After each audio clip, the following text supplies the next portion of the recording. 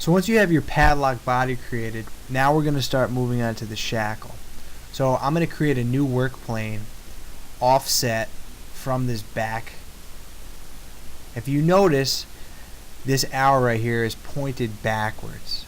So to have that come forward, what I'm going to do is I'm going to type a negative number, and that's going to allow it to move in the direction that I want. Once I have my measurement written, I click the check mark and it creates an offset work plane. To start drawing the path for my shackle, I click Start 2D Sketch and I select my work plane. So since I have a solid object, I want to change my visual style to wireframe so I can see inside of that.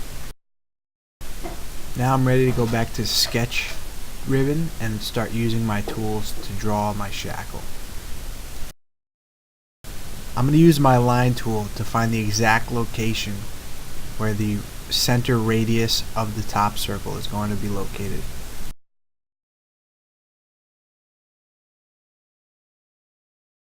From the end point of this line, that's where the center of my circle is going to be.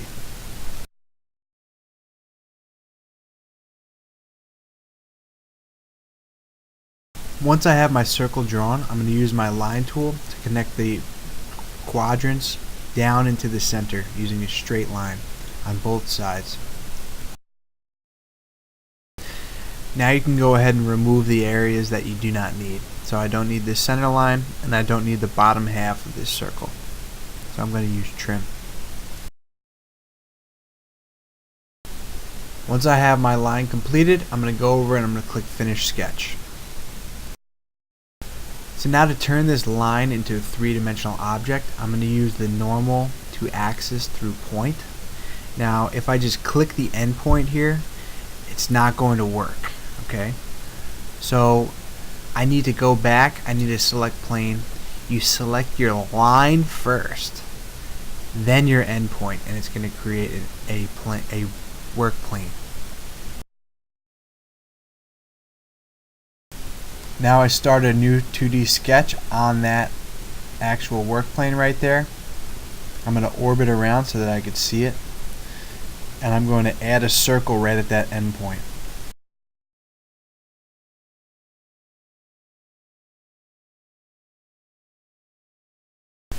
I click Finish Sketch and now I'm ready to sweep that circle along that path. So I select my circle. Sometimes you gotta move the object. You select your path and you click OK.